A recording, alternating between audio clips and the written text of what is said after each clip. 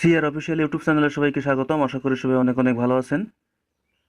আজকের ভিডিও টপিকটা কিসের উপর হতে চলেছে আপনারা নিশ্চয়ই ভিডিও থাম্বনেইল দেখে বুঝতে পারছেন যে একটি মাত্র সেটিং ঠিক করুন, আপনার ফেসবুক আইডি নিরাপদে রাখুন, কেউ হ্যাক করতে পারবে না। হ্যাঁ, আজকের ভিডিওতে এটাই হতে চলেছে।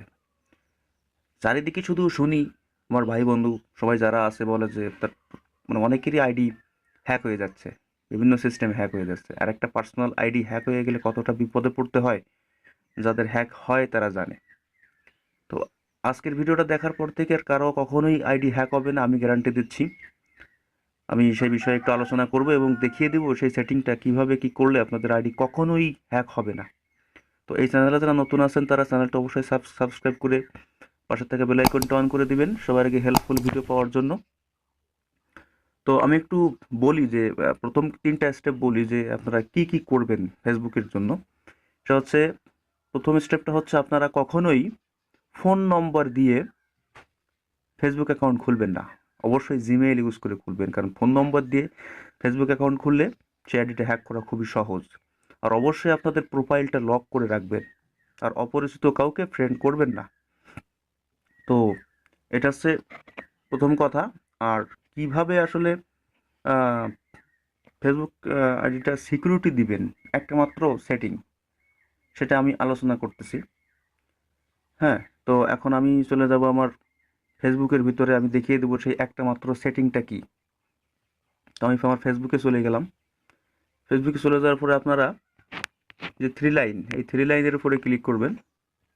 থ্রি লাইনের উপরে ক্লিক করলে নিচে টান দেবেন, টান দিয়ে দেখবেন এখানে সেটিংস অপশান আছে। ঠিক আছে, সেটিংয়ে ক্লিক করবেন। সেটিংয়ে ক্লিক করার পর একদম নিচে টান দিয়ে চলে আসবেন, দেখেন security and log in. Security and log ইনে ক্লিক করবেন। সিকিউরিটি অ্যান্ড লগ ইনে ক্লিক করার পর দেখেন এখানে লেখা আছে যে ইউজ টু ফ্যাক্টর অথেন্টিকেশন। তো এই অথেন্টিকেশন বিষয়টা কি একটু আলোচনা করি, তারপর আমি বিস্তারিত দেখিয়ে দিচ্ছি। অথেন্টিকেশন সিস্টেমটা হচ্ছে আপনার পারমিশন ছাড়া আপনার ফেসবুক আইডি কেউ লগ ইন করতে পারবেন না। তাহলে একটু চিন্তা করেন যে এখানে আপনি অথেন্টিকেশন দুই সিস্টেমে করা যায়, একটা অ্যাপ্লিকেশন এবং ফোন নম্বর। তো আমরা সাধারণত ফোন নম্বর দিয়েই করব, কারণ আপনার ফোন নাম্বার অথেন্টিকেশন সিস্টেমে যদি দেওয়া থাকে তাহলে কেউ যদি কখনো কোনো সিস্টেমে আপনার যদি ফেসবুক আইডি বা পাসওয়ার্ড পেয়েও যায়, তাহলে সে কিন্তু আপনার আইডি লগ ইন করতে পারবে না। কেন? কারণ ওখানে আপনার ফোন নাম্বার দেওয়া আছে। যখন সে লগ ইন করতে যাবে তখন কিন্তু আপনার ফোনে একটা কোড আসবে। তো সেই কোডটা যখন সে পাবে তখন সে আইডিটা লগ ইন করতে পারে। কিন্তু সেই কোডটা তো আপনার কাছে আসতেছে, আপনি অথেন্টিকেশন দিয়ে রাখছেন। তাহলে সে যদি কোডটা না পায় তাহলে তো নিশ্চয়ই আপনার ফেসবুক আইডি হ্যাক করতে পারবে না, লগ ইন করতে পারবে না। তাহলে নিশ্চয়ই আপনার ফেসবুক আইডিটা অবশ্যই সেভ। ঠিক আছে, তো এটা হচ্ছে বিষয়। প্রত্যেকটা আইডি খুবই নিরাপদে রাখা উচিত, কারণ এক একটা আইডির গুরুত্ব অনেক। কারণ দেখা যাচ্ছে আপনার একটা পার্সোনাল আইডি, অনেক ব্যক্তিগত ফ্রেন্ড আছে, সেখানে আপনার আইডিটা হ্যাক হয়ে গেল। যার ফলে সে হ্যাকার কি করতেছে, আপনার আইডিতে বিভিন্ন রকম আজে বাজে পোস্ট করতেছে, কিন্তু সমস্ত দায়ভার আসতেছে আপনার উপর। তাহলে ভাবেন যে একটা ফেসবুক আইডি সিকিউরিটি দেওয়া কতটা গুরুত্বপূর্ণ। আর যারা আসলে যাদের হ্যাক হয়ে গেছে তারা অবশ্যই জিডি করবেন, তা নাহলে কিন্তু বিপদে পড়বেন। ওকে, তো চলুন আমরা দেখি যে অথেন্টিকেশন সিস্টেমটা কিভাবে চালু করতে হয়। আমরা এখানে এই যে ইউজ টু ফ্যাক্টর অথেন্টিকেশন এর ভিতরে প্রবেশ করলাম।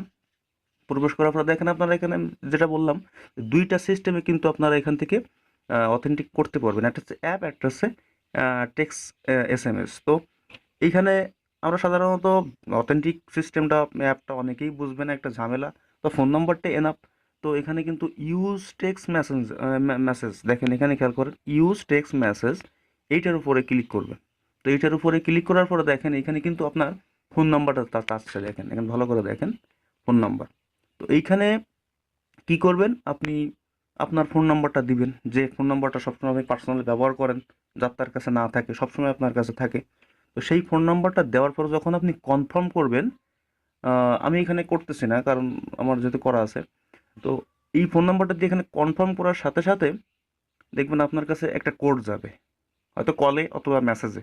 ওই কোডটা নিয়ে এখানে বসাবেন, বসায় সাবমিট করার সাথে সাথে কিন্তু আপনার টু স্টেপ ভেরিফিকেশনটা কিন্তু চালু হয়ে যাবে। তখন কিন্তু আপনিও যদি কখনো পুনরায় লগ ইন করতে চান আপনার ফেসবুক আইডি, তখনও কিন্তু আপনাকে ওই কোড দিয়ে লগ ইন করতে হবে। মানে কারো ক্ষমতা নেই, আমি গ্যারান্টি দিয়ে বলতেছি যে কারো ক্ষমতা নেই যে আপনার ফেসবুক আইডি হ্যাক করবে।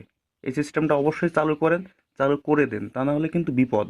কারণ বর্তমান সময়ে কিন্তু হ্যাকারের সংখ্যা কিন্তু অনেক, মানে মানুষ চাই কিন্তু একে অপরের ক্ষতি করবে, আর আমি চাই আমি আপনাদের উপকার করব। ওকে, তো আজকের ভিডিওটা কন্টিনিউ করলে আপনাদের আর এই হ্যাকিং সমস্যা বা ফেসবুক সমস্যা নিয়ে কোনো সমস্যা থাকবে না। তো যাই হোক, আজকে জানালাম কিভাবে আপনারা ফেসবুকটা নিরাপদে রাখবেন।